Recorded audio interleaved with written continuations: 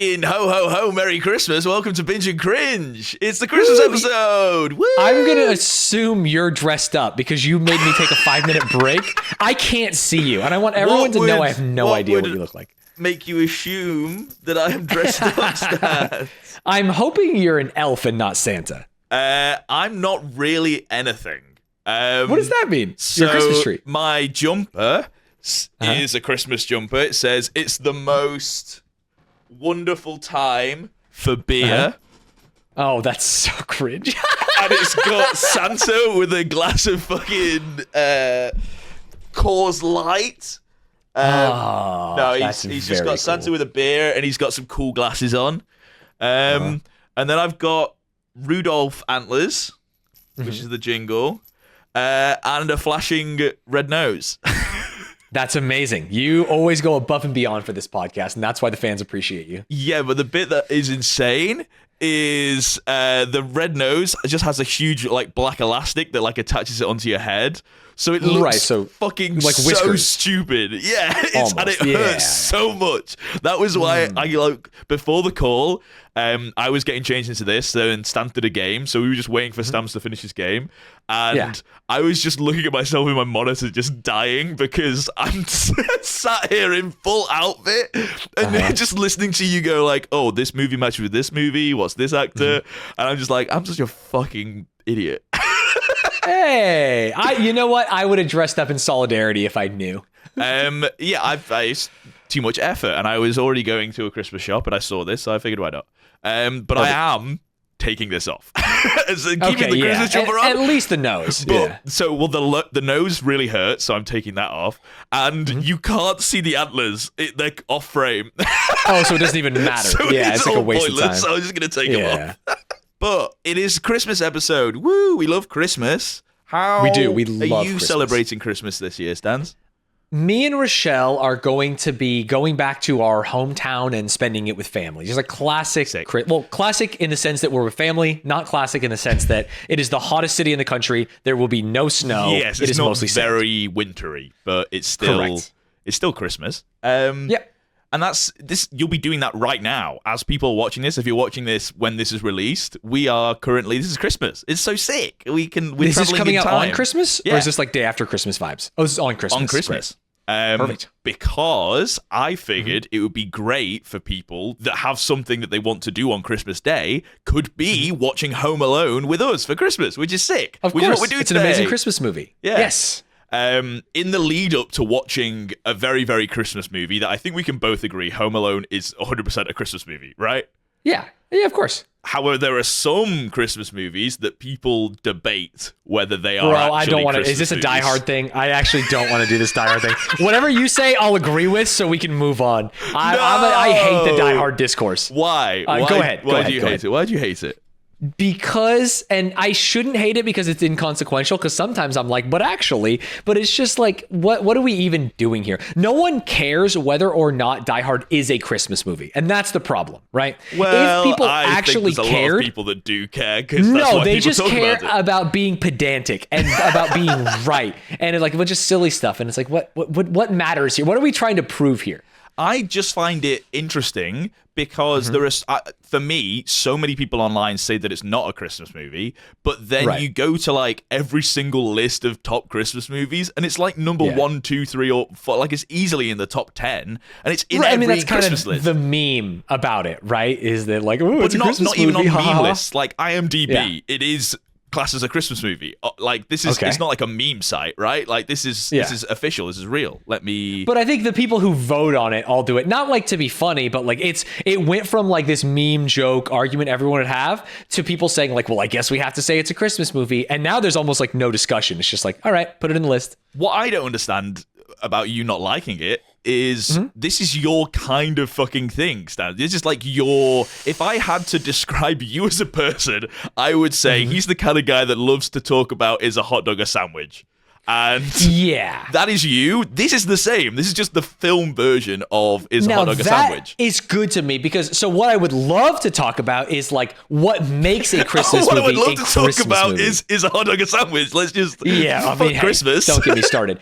But like it's like, hey, how much of this movie has to be Christmas? How do we actually tautologically classify Christmas movies in the same way with the hot dog? Yeah, I'm down to have that convo. That's what I was wanting to do. That's why I was bringing it up. I thought it'd be fun. Oh, those are good. I just feel like most people aren't doing that, and they just go like, "Herp derp, it's on Christmas, so it's a Christmas movie." You know what I mean? Yeah, and other people saying like I think a movie having Christmas in the movie doesn't necessarily make it a Christmas movie. That's not like I feel like you can have Christmas in your movie and it not be a Christmas movie. It doesn't. Right. That isn't the turning point.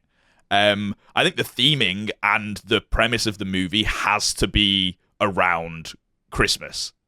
I think that's, and there has to be some. So then Die Hard would count, right? Because the whole reason the building is empty. Okay, got it. And I think the core of the movie has to have a sense of almost like family around it, right? Like, okay, I see. There has to be a driving for the plot to be like, I am. The family will prevail, and there's like always like a happy ending, and. Because that's also a running thing with most Christmas movies, and I feel like that happens in Die Hard, right? He's trying to fucking save his marriage, and he does that by fucking killing terrorists, which is insane. Can I but offer a potential counterpoint for you? Yes. Is the Krampus a Christmas movie? Ooh, interesting. That's tricky because have you seen that movie? This is a movie about evil Santa, by the way. Yeah. So. Have you seen the movie? It's a good movie. No, of course not. I don't watch horror movies. Yeah, that's why I was asking. Because the movie is centered around family, but it is... Horror movies are really tricky because I feel like you could take any single genre of film ever and make a horror version of that genre. Right? Yes. Like, there are comedies. There's a Thanksgiving one coming out, like, next week. It's already out, dude. It's great. Oh, yeah, there you go. It came out for Thanksgiving, which would make sense. They like do Christmas movies in July, though, to be fair. They do. For some reason, yeah. But yeah, I watched it on Binge and Cringe. It's good. Did you like it? Yeah, it's pretty good. I love Scream, and Scream isn't doing Scream very well at the moment, so it's nice that it's a good film. But it's nowhere near as good as like the original Scream. So, but I think you can take that's why horror's different, because you can take most things and make a horror version of that. Almost like making it a horror version turns a lot of the tropes on its head.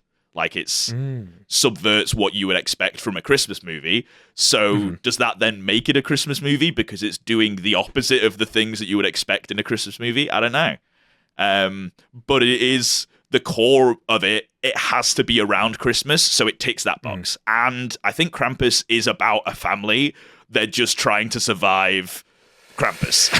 But do they succeed, you know, because this whole like happy ending family overall, I don't know if Krampus eats them all. Yes, I think maybe if you tick a couple of the boxes, you can still get Christmas movie. I think if you're that heavily entwined with Christmas like Krampus is, then it gets the tick of Christmas more than Die Hard gets the tick of Christmas. I see. And you already think Die Hard is a Christmas movie. Yes, exactly. Got it. I see.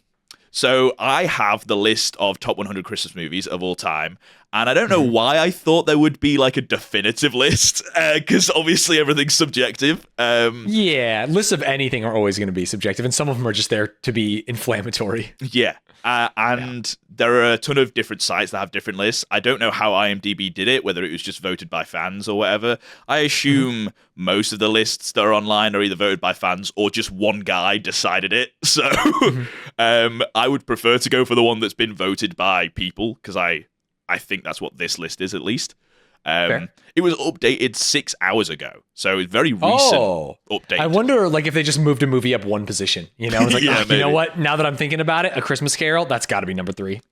So let's go down the list. Number 1, It's a Wonderful Life. Classic. It is maybe classic. A little bit of an appeal to like old times. Who knows who would be there today? Maybe overrated, because it's just so boring, dude. I don't know. It's something about it. The people, like old people, turn this on at Christmas and like make you sit down and watch it. Right. It's like, you obviously won't have this in the US, but the Queen would do a speech every year, and you have to sit down and watch it if you're like with any old relative, and it is the most boring, stupid thing, as though the Queen's actually written any of what she's saying. Right, she's just an audio performer at that point. Yeah, exactly. I mean, dude, if she does a speech this year, holy shit, I'm tuning in for that one. You tune in, for sure, you have to. So yeah, it's kind of like that for me. I don't know. I don't rate it that highly. But I also haven't seen it since I was a kid, when I was annoyed that I was being forced to watch it. So I don't know. Maybe it's good. I think definitely watch it as an adult. I think you will like it more, for sure. It's just black and white. And though, it's one of those ones where you look at like modern tropes, or even like modern subversions, and realize why they did it. Like you can't, in my opinion, you can't really enjoy Donnie Darko as much if you haven't seen It's a Wonderful Life, because you don't really understand that they are just like doing the subverted version. Wait, are they? In my opinion, yeah. That's crazy. The whole, like, I haven't seen Donnie Darko, like, to be clear, but in my you haven't? Yeah, I really want to. It's not it's not really by choice, but I just haven't ever got round to it. Yeah, isn't that the one with the fucking huge scary bunny? Yeah, it's not huge, but the idea being like, what would the world be like? Is it human sized? I thought. Is the bunny? Yeah, but it's like a costume. Yeah, it's not. Don't even worry about the bunny. Don't even worry about the bunny. Yeah, but it's not a real sized bunny. It's a human sized bunny. No, it's not a bunny sized bunny. Correct. I would say that is a huge bunny. I'm not saying it's Godzilla taking down fucking buildings. It is a human sized bunny, which doesn't matter, because all I'm saying is that It's a Wonderful Life is like, here's what the world would be like if you weren't born, and it's like all worse and stuff. Yes. And like one of the cores of Donnie Darko was like, here's what the world is like if you had survived, and it's like, oh, it's worse. You know what I mean? Like, wait, the world's that's better crazy. I mean, watch it. I haven't seen it in a long time. I remember that being my main takeaway of like, whoa, this is crazy. I'm sure you're right. It's just funny. But I haven't seen it. In high school. I really want to. I love Jake Gyllenhaal, obviously, and it looks like a movie that I would love. So I just haven't got around to it. I just had no idea that it was even close to a parallel of It's a Wonderful Life. That's crazy. Yeah, maybe I'm smoking weed. Someone comments or let me know. But I remember watching it and being like, yo. But it's also like high school / college, like smoke weed and watch it. Like, holy shit, dude! You're the guy that set it to Pink Floyd. This is gonna be crazy. Yeah. And then number 2 we have Die Hard, which cements it to me. Christmas movie, tick tick. Everyone, it's a winner. It's a great film. I love it. Sure. It was one of the 4 that we were going to potentially be watching today, which, maybe it should have won if it's the higher up on the list. Maybe people are bad at their votes. Die Hard is good. I found more of an appreciation for Die Hard when I watched, there's a Netflix series that's like, how these films were made. I can't remember what it's called, but like each episode is 1 hour long, and it goes into like behind the scenes on the movies, how it got funded and like what actors they were going for, and just like cool stories.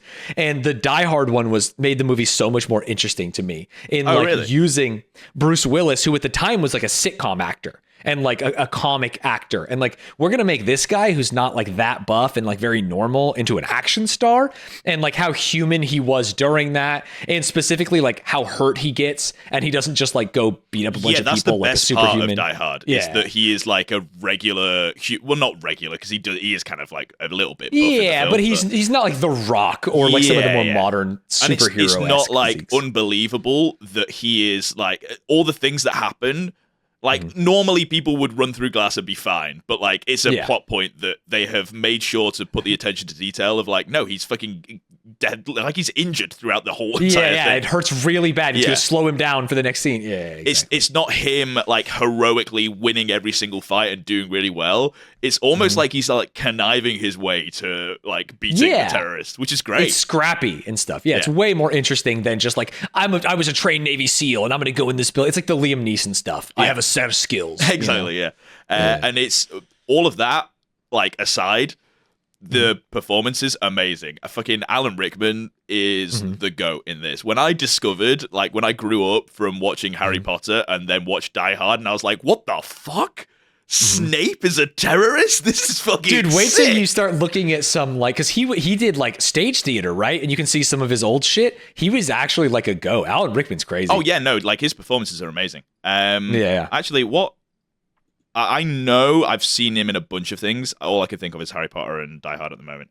Galaxy Quest is actually my favorite Alan Rickman performance. Oh yeah, I was like, what's Galaxy Quest? Thor's hammer. Yeah, this is great. I will avenge you. Yeah, isn't that they end up in like Comic-Con basically at the end, right, or something? Yeah, exactly. So it's a Star Trek spoof, but then these aliens pick them up because they think Star Trek is real and they have to like save the galaxy. But it's just a spoof of all these. It's like what do you call it? Like Scary Movie, those movies that are parody, just making fun of a genre. Yeah, parody, thank you. Yeah, it's a parody movie of Star Trek, but it's actually like a fantastic movie. Yeah, it's great. Love Actually. Holy shit, wait, Alan Rickman was in 2 of the movies that were on the list for us to potentially watch? He's a Christmas boy. He is a Christmas boy. And I would argue Harry Potter's got a Christmas vibe. Oh my God. There's a Christmas scene in it, but Harry Potter's not a Christmas movie. Part of it is set around Christmas, but it's hard to make all of it set around Christmas because it covers the whole year.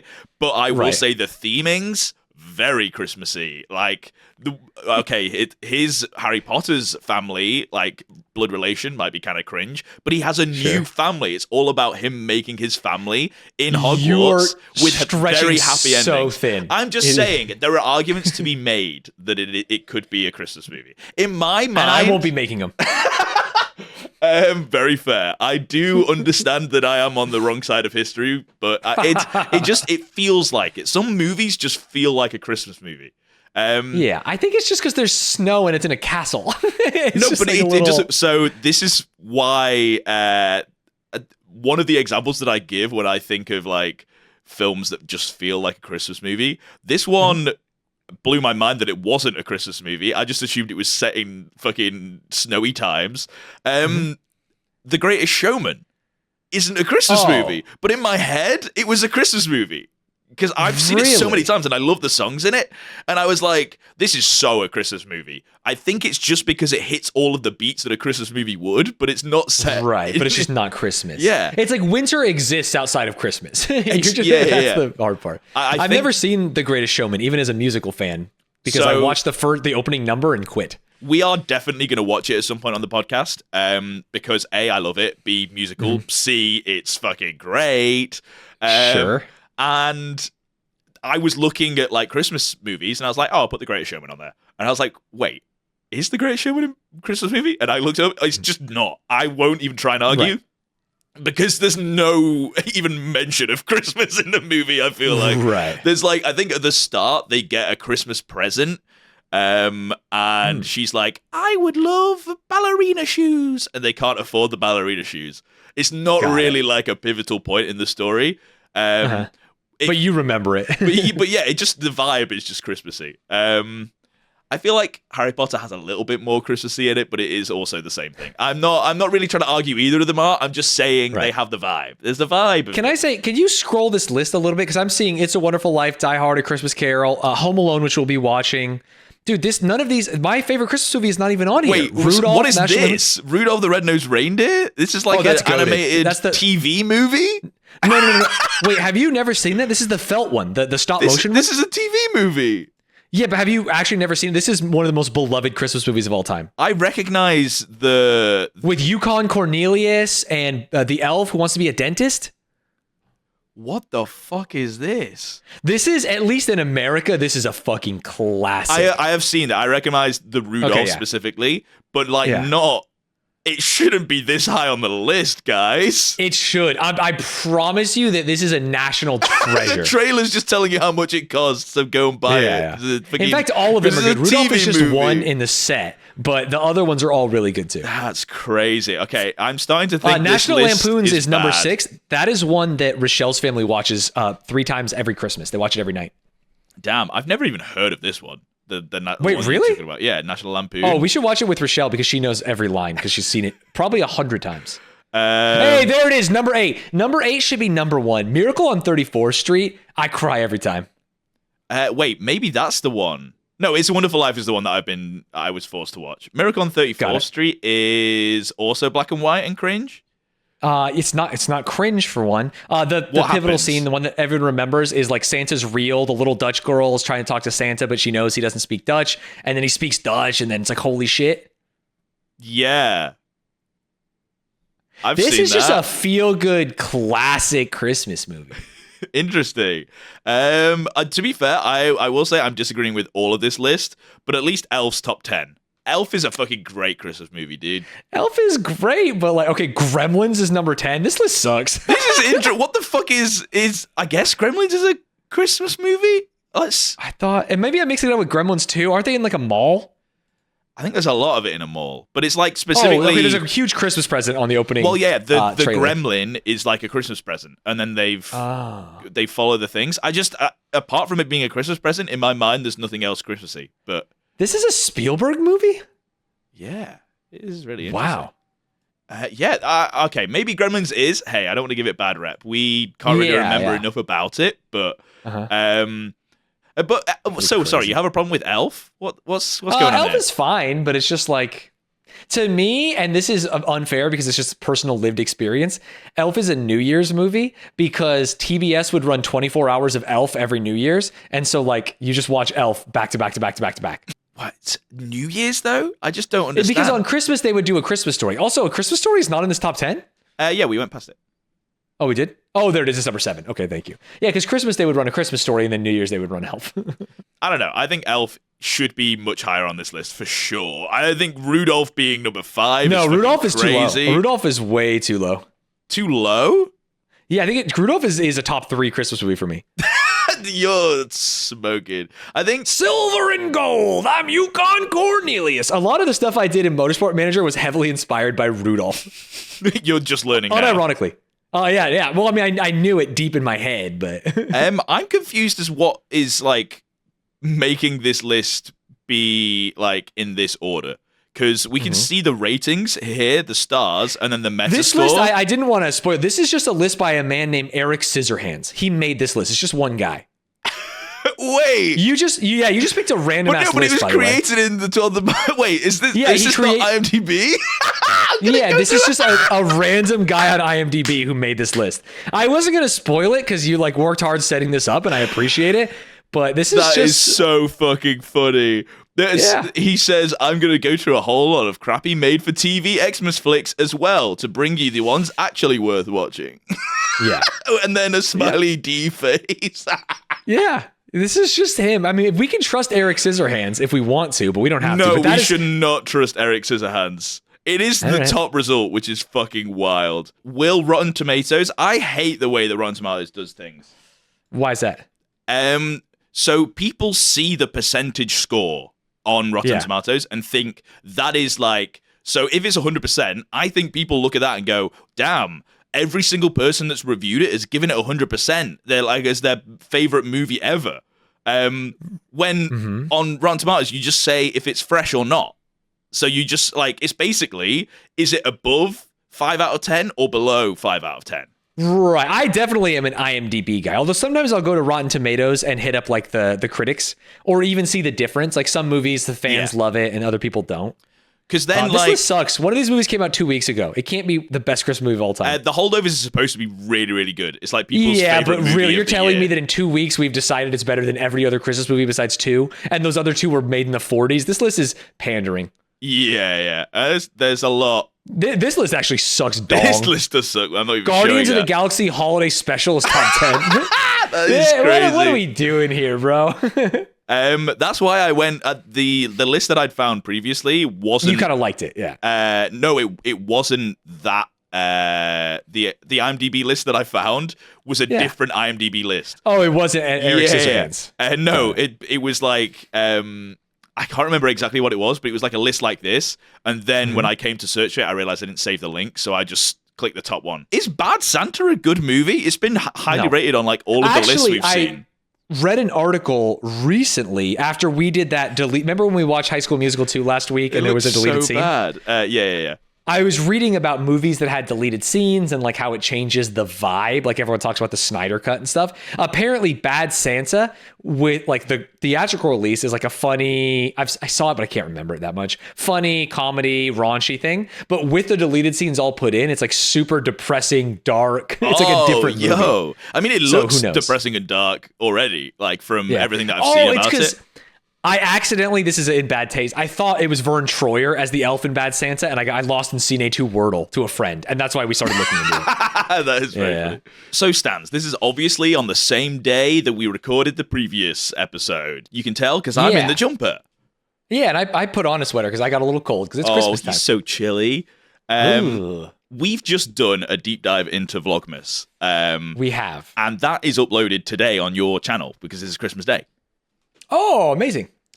So, in that video, I got a little bit scared and embarrassed at myself because... You were in front of thousands of people on my live stream, maybe hundreds of thousands. Who knows how many people are really there? I keep the number hidden. People. So it was scary. I get it. And I wanted to show you at the end. Well, my goal was to get something out of it. I was like, hey, let's bargain. You know, I've got this really cringe video of me doing a vlog in Vlogmas when from 2015. And I know how cringe it is, so you give me something. You're like a little barter. Right. But I had nothing, and you had no ideas. You had nothing, and before recording this, I was thinking it's me and Stanz, and then Rochelle was there, which made it extra awkward because I really like Rochelle, and there's no shot that she would have seen this unless she happened to be in the video that we were doing. So I was like, fuck, Rochelle's she's also going to see it? Fact. Yeah, that's a double whammy. That is a double whammy. And then thinking about that got me thinking about the possibility of anyone seeing it in the video, and then me not having editing control. I was like, fuck that. So here I get editing control, and I figured, fuck it, for the viewers, for the people at home, and for you, because I think you actually really want to see it. I do. I'm curious to see. Yeah. I'm going to show you at least a little bit of my Vlogmas. Again, I really just care about the intro because that's the hardest thing. Whenever I am holding a camera, I get like really awkward and ironic, and I say like "What up, invaders" and stuff. And it's like, how do you actually open a vlog? And so that's what I'm curious to see. So a little bit of backstory. My camera was so bad. The autofocus in it didn't work, and the closest you could get to like an actually good image was if I was in bright light. So that's why the lighting looks good, because that's the only time that the camera would work. I'd have to stand in front of my huge fucking window and be in direct sunlight. So, okay. Oh, God. Let me share my screen. Share your screen. I'm ready. This is who I was, and I look at it, and I'm cringing. You know, everyone cringes their own. Hey, let's just play it. Let's just watch it. Okay, guys. Welcome back to vlogging. I'm actually doing a vlog. I'm not going to do an intro for every single... I can't. I already can't. Wait, why'd you cut away from that so fast to the like head on, and you went from happy to angry? Also, I got a soundboard for you. What?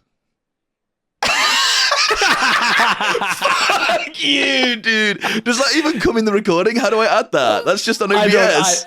I have no idea. Stan's played the audio of "No, I hate this, I don't like that" of him saying it. I think I'll try and insert it. Thanks. That makes my editing job so much harder already when I'm watching this dog Discord shit. Soundboard right there. Midnight has it. He's the one who made it. I just saw the soundboard and thought it'd be funny. That is I feel like you were on a roll in your intro. You were hating it for some reason, and then you immediately cut to like angry version of you. I immediately cut because my camera's so shit. It went out of focus, and then I edited it. I had to try and edit around it. I'm pretty sure that would happen a lot in these videos. I'm going to press play again. Oh, God. Do it. Do an intro for every single vlog. It's just for the first vlog. So you guys obviously know what's going on, what I'm doing. Because I haven't really posted a video in ages. I haven't done a vlog in over a month, which is really bad. Over a month? That's it? Really bad, Stanz. That's really bad. November, so that's terrible. Today's vlog isn't going to be that interesting, but I'm going to try and find a good story. Don't say your vlog's not going to be interesting. Without further ado, cue the intro. So cringe. Oh dear. That's good. I like the Christmasiness of the intro, though. I was happy with the intro. So I won't pause. The intro has like tons of. This took a long time to put together of like vlog footage from me doing all my other different vlogs and like all of them individually playing. I'm sure there's an easy way to do this, but I like individually rendered each bit and then put them all together. It took fucking forever. I remember. Funny. That's what you did for the Slothathon too, right? Yes. Yeah. There's an easy way to do both of those things, but I'm like, I don't know. I'm just gonna fucking do it. And this was the main reason why I didn't want you to show it on stream. Sorry. Because this, I see it now. Yeah. So I'll fucking, I don't know, I'll censor my last name maybe. I don't, like, it's, putting your last name out there isn't that big of a deal. You do it, and you're obviously fucking much bigger than I am, and that would be much severer implications, I think. Sure. But, it's not out there, so I was like, I don't want to put it out there. I think that's very fair. So you said you just want to see the intro. So are we? Yeah, that was good. Are we handshakes? Are we good? I even liked the camera. We're handshakes. I'm handshakes. I think you had a good career in vlogging. You should have kept it up. No, it was awful. I think the sound quality was very bad too. All of it was bad. You can tell there's like one point where the camera like comes into focus, where it's like out of focus, and then you can see it's in focus. That's what it's meant to be like the whole time. And I think one of the many times where I hit my camera and knocked it over. It broke, so it never did that. That makes sense. Which hey, this has 6 likes and 0 downvotes, so that's pretty good. Yeah, I have 6 friends, so good. Hey, good, bro. That's more than me. That was for you, Stanz. You know, it was amazing, and for the people of Binge and Cringe. Yes, and for you guys. Hopefully, hey, if you came over from Stanz's video, then thank you. We do other fun stuff like watching Glee. Woo! Right. I mean, this will immediately get posted in my Discord, so there's going to be some people looking. Yeah, but again, Discord is small enough. Yeah, no, I know. I'm just saying. I'm fine with that. Be prepared for the floodgates to open. Yeah, I'm prepared. As soon as this goes up, that's why I'm like, now I get to decide what goes up, you know? Right, yeah. And also, like I said, there are fucking cringe videos that aren't privated on my YouTube channel. So there's enough for them to go on. They just go on my YouTube. They're just there. Yeah. Like they can just watch them at any time. Yeah, I'm happy with the editing, but what I'm doing in them is still cringe. Anyway, back to whatever we were talking about in the podcast. Home Alone's on this list. That's a good sign. Home Alone is on this list. And I think Home Alone is deservedly on the list of best Christmas movies of all time. However, I haven't seen it in a very long time. Like a very long time. I think I've watched it can you Google something when for I was me? a kid. There's only one thing you need to know. Look up Marv Wet Bandit. This is what people think I look like. Yeah, no, I know. Why did you? I was like, why are you making me Google this? First of all, I know who he is. Second of all, I didn't know if you knew who Marv was. No, so I know, like, it's just been a while since I've seen it, but like, I'm aware of Home Alone because everyone always talks about fucking Home Alone. Right. And in my mind, there's like a really fun movie at the start. And then it's just all of the fucking traps and stuff. And I don't really care for the fun movie. I'm like, I want to see the traps and the bad guys getting killed. So, oh, really? I feel like I'm the opposite. It's so funny. Yeah. It's just like the fight scenes in Marvel movies. I'm just like, move on. I was looking, I was trying to remember what Home Alone was like. And I was like, I couldn't remember anything apart from the traps. And then I was like, oh yeah, there's a whole like, fucking 50% of the movie before that point.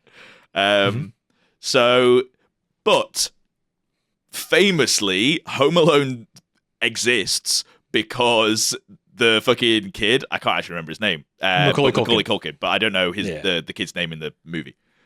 She screams it. What is it? What is she? Kevin. Kevin. As soon as she said she screams it, it played in my head. Yeah, you visualized it. You like you knew. That's so funny. Kevin famously gets left by his parents. And I wondered, have you ever been forgotten by your parents as a kid, Stanz? Like left somewhere, whether it's school or like a club or, I don't know, a friend's house? Oh, totally. So my parents, growing up, my parents were divorced, and there can be miscommunication in schedules. That would be, this I and can that. imagine. And so just classic, like waiting after school outside the front, like you're gonna pick me up. I thought it was your job. No, it was your turn today. Yeah. So you go to the principal's office, then you have to call, and you have to use a phone book to look up like your grandma's work. I had to do that so many times, and then like call my grandma. You're saying you have to, as though like everyone's been through calling up your grandma's work. There are definitely that bit was so specific, though. whose parents have forgotten them that had to call a grandma but didn't know their grandma's work numbers or had to look it up in a phone book. There are dozens of us. I can't imagine that many people would have grandmas that are working. Like, usually they're retired. Really? But, yeah. Oh, maybe. Hey, sorry, cool. Capitalism's grinding us all to the bone, bro. Okay, maybe it's not cool. If you have the drive still for working rather than being forced to, then that's cool if you're a grandparent. Yeah.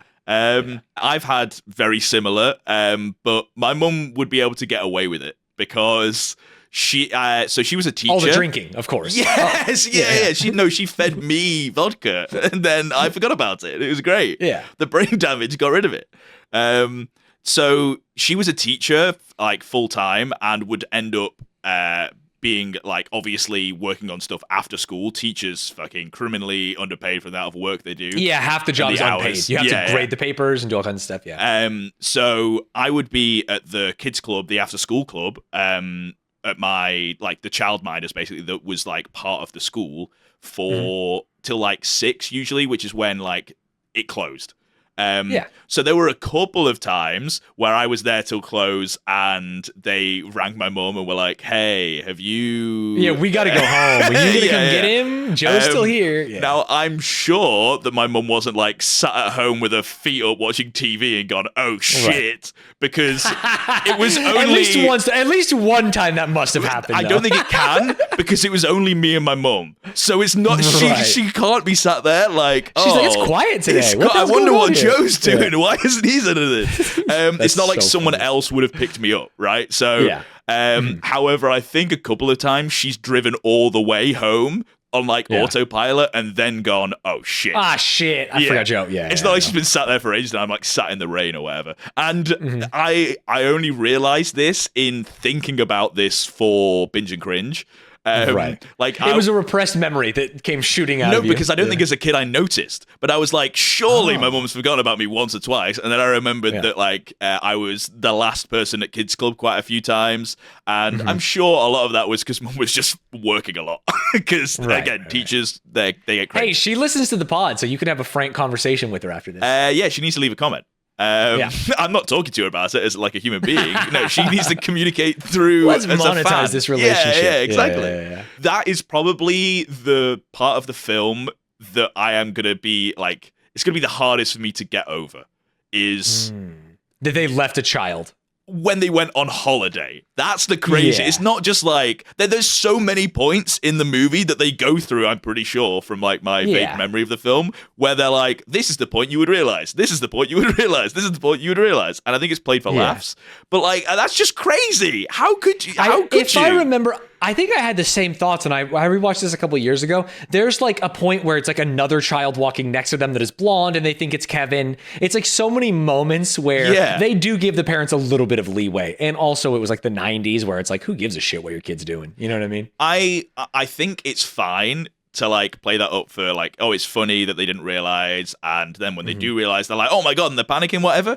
But, like, I feel like, again, from vague memory, by the end of the film, you're supposed to be, like, on their side and like them and think that they're all right parents or whatever, but they're, like, bad parents. They're pieces of shit, dude. That's crazy. Well, let's watch the movie and decide. Okay, I completely agree. Yeah. I'm down to watch. I just wanted to, as, like, pre-watching the movie, this is the mindset that's that what I'm you're going in. into it with. Yes, that I'm excited to see fucking wet bandits tread on some saw traps. Rake hits him in the head, fall down the stairs kind of thing. I'm excited for all of that, and I hate the parents, is what I'm saying. Fair. Honestly, fair.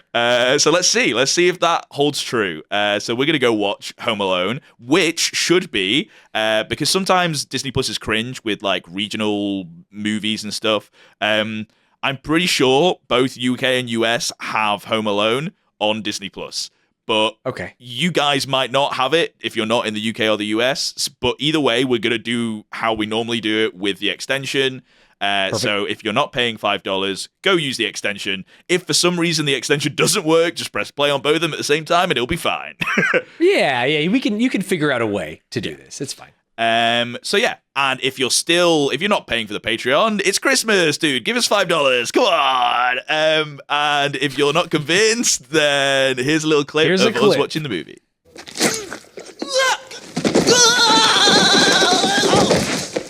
Do you see that, Stanz? He fell down the stairs. That's very funny. Did that hurt? Like, were you the stuntman that did that as well, or did they swap you out for that one? Oh, no. I'm the main actor. This is the stuntman. Right, okay. And we're back. Yo! That was so... I feel so Christmassy after watching that. Obviously... Kevin killed 2 men. He killed 2 men and he hid the body with Grandpa. Shit, you're the whistleblower. No! Yeah. Yeah, those guys are dead, bro. The wet bandits are the dead bandits.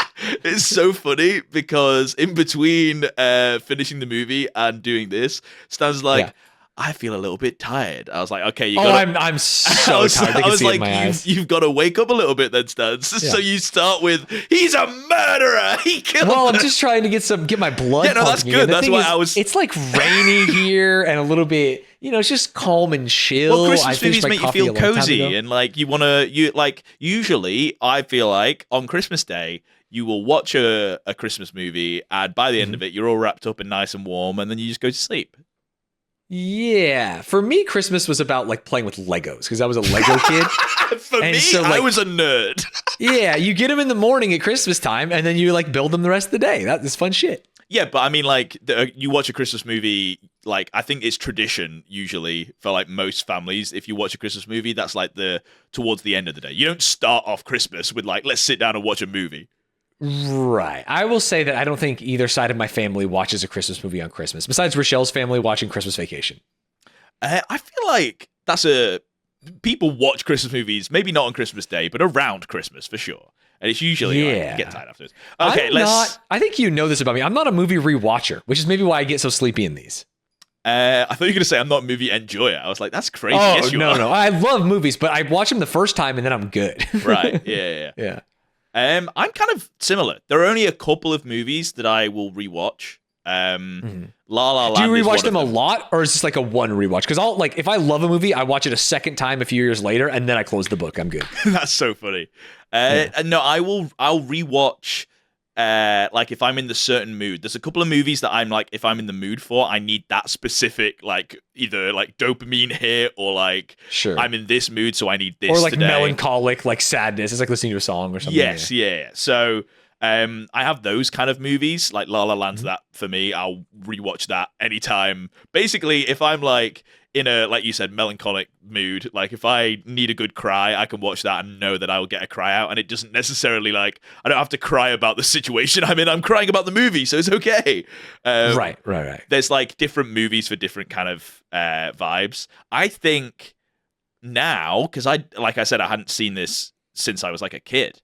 I think Home Alone's going to be one of those movies for me where I will rewatch this on multiple occasions. This will be like, I want to make this a tradition, you know? Wow. This is good. I had such that's a great why time. It's on so many people's lists, right? Of Christmas movies. Yeah, it's just a really good, feel-good movie. Yeah, let's talk about the good parts of the movie, Stanz, because there's a lot. Yes. And I had such a good time that I think we just need to list off all of the bits. Okay. One of the takeaways that I had from it was, and this is a good part of the movie, it's goofy as hell. Right? Yes. But it's also, this is going to sound absurd because it cannot be both things, but it's also like down to earth as hell. Yes. So it is goofy from Kevin and the Wet Bandits perspective, and it is extremely down to earth from like everything around it. And it almost makes you remember being a kid. Like the furnace is scary, and I feel like I could have done anything. And oh man, ordering pizza and like paying the guy, that's scary. I think it's just as I was watching, I was comparing it because we've recently just watched High School Musical 2. And in my head, I was like, that was a goofy as hell movie, but I hated it. And I was trying to figure out why I didn't enjoy High School Musical 2, but I enjoyed this. And I think the difference is like it knew what it was and it was doing exactly what it wanted to do in Home Alone. Whereas High School Musical, I felt like it was trying to be more than it was with like some of the scenes, and it was just too much.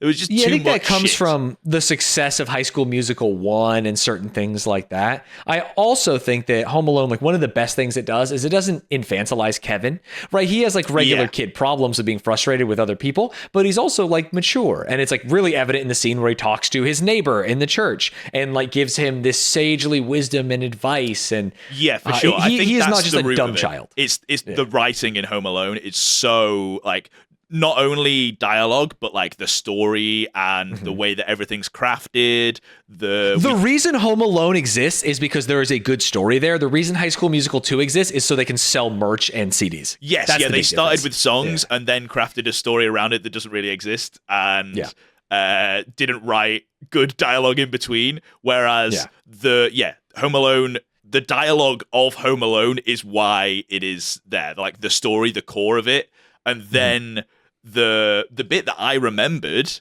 Because going into this, I was like, I thought the first half of the movie is going to be cringe, but I'm going to love all of the like pranks and traps, booby traps and stuff. I was wrong, dude. I love the whole movie. It was great. It's a great movie from start to finish. The whole entire bit with Kevin just being alone in the house, doing like cool, fun shit, and being like an adult. So those scenes were so funny and well done. Kevin, fucking Macaulay Culkin, great kid actor. It's so good.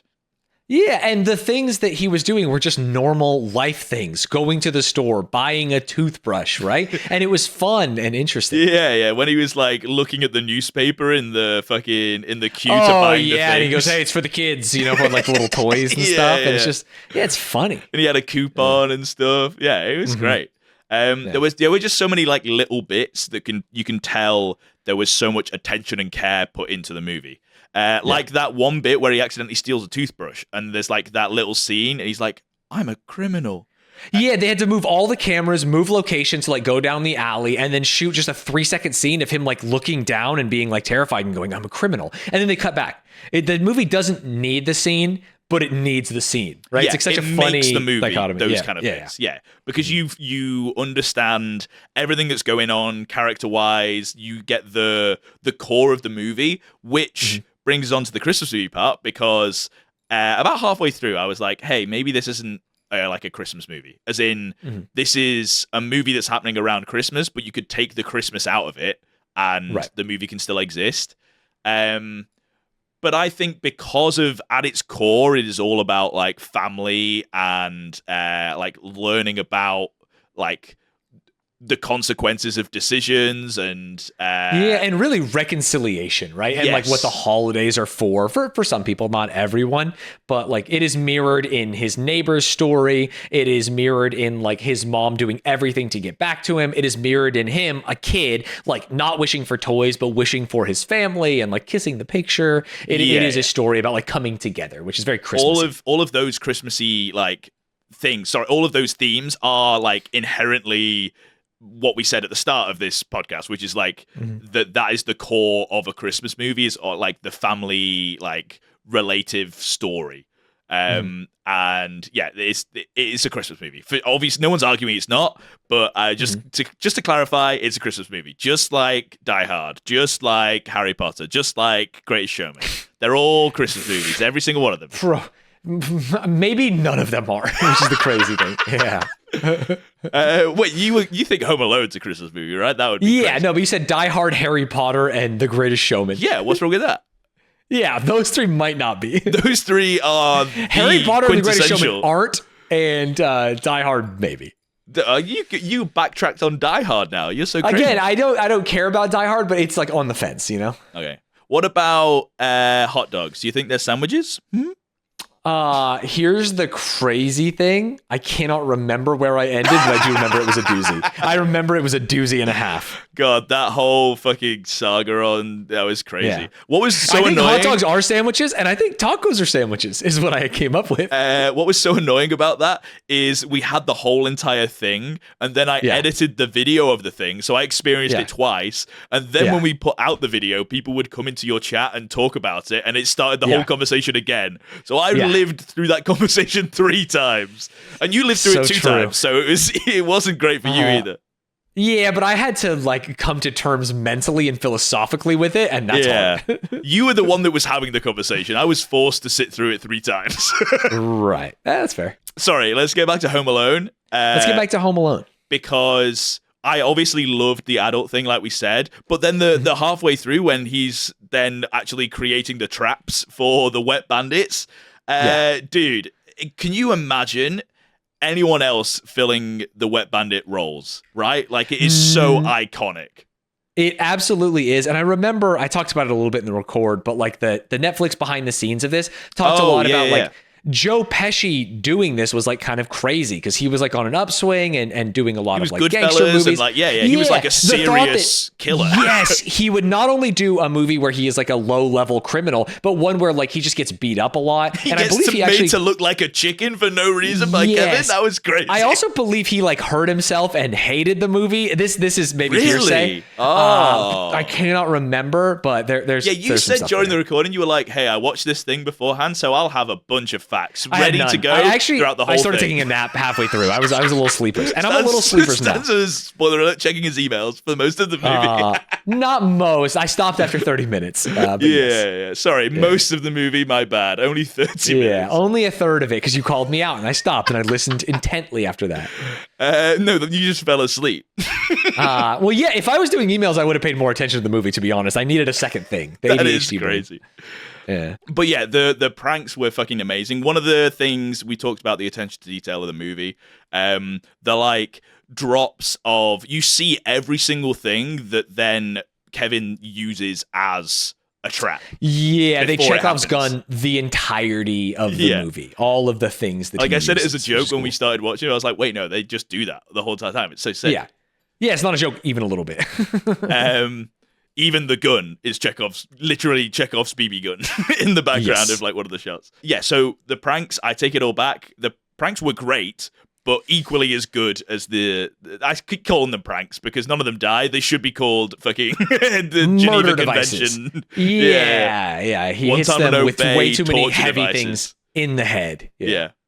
How many did we get to at the end? We were keeping track of how many. Yeah, I think it's somewhere between 7 and 11. For some reason, I thought I remembered them getting electrocuted, but I must be conflating. Especially when they walked into the water in the second house, I was like, "Oh yeah, this is the electrocution scene." Or maybe when he pulled the light in my head, that was like, "Oh, it's going to be like he's turning on the electricity and he's going to get electrocuted." Yeah, I swear there is an electrocution scene. I'm going to Google that because I think you're right. Because when you said it, I was like, "Yes, that is." Definitely a thing. I also could have just been gaslighting you on accident. An accidental gaslighting. No, there is. Home Alone 2. He gets electrocuted in Home Alone 2, and for a frame, he turns into a skeleton, which is so fucking funny. Yeah, I mean, that's the classic. So, hey, maybe next year we watch Home Alone 2, which would be it's a great Christmas movie. Because there were 3 other Christmas movies on the list. I feel like we should watch one of those. Maybe Die Hard. Maybe the best Christmas movie of all time, mayhaps. I think there's like 6 Home Alones. So that means that gives us 6 years of podcast run.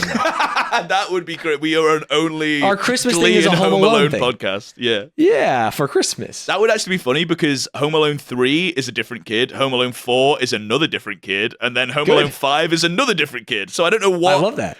I guess the Wet Bandits also aren't the same, but I don't know if they recast people and they're meant to be the same characters or if it's just a different kid with a different set of Wet Bandits. Like in an Scarlett Johansson is in Home Alone 3? What? Wait, that can't be true. You're lying. I mean, I just Googled it. I know I just Googled it, bro. Hey, that's one for your nerdy cinema game. 2. No, wait, that's crazy. You can Killshot people with Scarlett Johansson in Home Alone 3. No one knows that Alex D. Linz is the kid in that. Yeah, Holy shit, this is big. You can go like Avengers, and then they'll say another Avengers movie, and then you and then you go final Home Alone kill 3. blow. Yeah, Home Alone 3. What are they gonna do? So and you can use director, but you can't use writers. You can't use John Hughes to get there.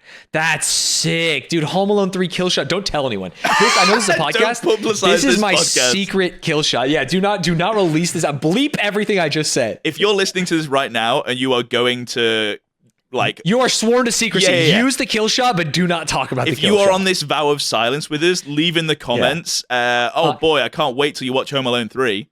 Yeah, and also, you should play Cine 2 Nerdle Battle Mode. If you're listening to this podcast, you probably like film or TV. Yeah, it's a fun game. Yeah. Yeah. That's what we were referencing when we were talking about that, by the way. Yeah, I know, but they might not know. It's a little specific if they're not. Yeah, that's what I'm saying. Like, I realized we did a whole thing talking about it, and it's very niche, and they probably don't know the order. Exactly. So, sorry. Alex D. Linz is in Max Keebler's Big Move, though, and if they know that, they can get out of it. They can get out of it. Is that Max Keebler's Big Move? Is that a meme? You made up? No, it's no meme. No meme at all. Big Move. Dude, this movie is actually such a sick kill shot. No one would recognize any of these names. Oh wait, Drake and Josh from Drake and Josh is in it. No, Home Alone 3? No, Max Keebler's Big Move. Oh yeah, Max Keebler's Big Move is actually popular. I wasn't memeing. Yeah, I've never seen this. Yeah, but no one's gonna know that Alex D. Linz is in it, so they're not gonna get out of there. So that means if they skip me on Home Alone 3, I hit him with a Max Keebler's Big Move, and they are fucking dead. Well, then they're not dead because they can Drake and Josh. They can. But they won't know that because they won't remember. Okay, well then I'll fucking. You're saying put it's them a big in full movie. Court Miracle. You can't live in a universe where Max Keebler is so big, and it's crazy. I've not seen it, and I didn't know. I was lying when I said it was a big movie. I don't remember anything about it. Oh yeah, Max Keebler's Big Move is actually popular. I wasn't memeing. Yeah, I said Josh Beck's in it, and you went, yeah, obviously. You didn't know that. It's a big movie. Cringe. Yeah, I know. I was lying. That's crazy. Could you say lies in the same breath and tone as truth? We lie on Christmas is what we do. Sorry, we were talking about Home Alone. The last thing that I need to address about Home Alone is because basically all I've said so far is that I was wrong. Spoiler alert: I was wrong again, but maybe I was right, but wrong for the. I was right for the wrong reasons. Okay. Because I said the parents are cringe, and I hate them because they abandoned their kid. You did. And I told you just wait, and you'll see something. So every point where I was like, oh, they're cringe, they were uncringed instantly. And I was like, fuck, they've uncringed me. However, before they even abandoned their child, they were pieces of shit to Kevin, dude. They were bad parents. Yeah, it's funny because the abandoning him, which you think is going to be the bad part, was totally reasonable and understandable. Yeah, but everything before that, it's just like, hey, you little shit kid. You're a little shit kid, jerk kid. I hate you. Everyone hates you. No one likes you, kid. And it's like, wait, what? Yeah, they even insult him in French. It's crazy. There's one scene that was so where funny. Kevin says absolutely nothing wrong. He just exists. And the whole entire family just stare at him blankly in silence until his mum then goes, go to your room. It's like, what the fuck did he do? It's crazy. I mean, he did. He got into a fight because the kid ate the cheese pizza. It's whatever. Kevin is actually an asshole at the beginning of the movie too, but he's a child. No, but he got into a fight with the other kid because that kid ate his pizza. So surely in that situation, either the worst case scenario for Kevin is that they're both in trouble, right? Right. Yeah, but how is he the only one that gets sent to his room? Just pick the veggies off your pizza, bro. Don't get into a fight. You know what I mean? I think we've all been there. It's cringe. Don't say we've all been there. And that's right after Kevin was just like, why don't you make me, bitch, to his mom. So it's like, I was not on Kevin's team. I was not on Kevin's team. Every time Kevin retaliated with he didn't say bitch, to be clear, but with that sentiment. I know. I'm a liar. It's Christmas lies today. Christmas lies. Everyone does it. Every time he replied with that sentiment, it was because it was like someone else started it. Right? He was never instigating. He was never the problem. There was problems that caused him to be like that. So very cringe of everyone involved, but not cringe for abandoning their child, which we've come full circle. You know what? I forgave my mom for abandoning me as a kid at Kids Club. Fair. Yeah. And you forgive both of your parents for constantly forgetting abandoning you and all the time. Yeah. Yeah. Turns out if you're a good parent outside of the abandonment, it's okay. Yeah, it does turn out that. That's in my life.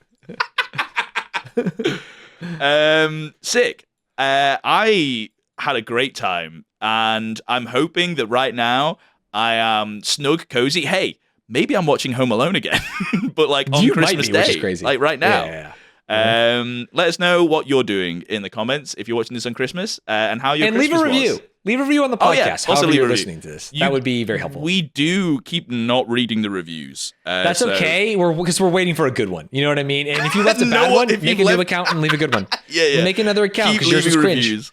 Keep leaving reviews. Only 5 stars, of course. I appreciate you all for listening to Binge and Cringe this year, our titular year. Join us when we get back to Glee. Join us next year for Home Alone 2. Join us in 2026 for Home Alone 3. 2027 for Home Alone 4. 2028 for stop the Home Miracle Alones. on 34th Street. Next episode, we're going to be doing Glee And I'm going to tell you this, Stanz, because you're probably not going to remember by the time we get to the next episode anyway. Okay. It's a fucking very special episode of Glee. Okay. Jonathan Groff's in it. Oh, sick. I love Jonathan Groff. Yeah. I use him in Cine 2 Nerdle Battle. What a reference. Now, to end this out, Stans, you're going to give us the catchphrase that is now the catchphrase of our whole entire podcast that we came up with during the recording. Of course. For a great start to your day. No. Do you actually not remember what the thing was? No, of course I don't remember. No, not at all. It was like, you'll never be home alone with Binge and Cringe or something like that. Oh, because you're watching Home Alone. Yeah, sure. That's the catchphrase. Merry Christmas, everyone. Merry Christmas. Bye.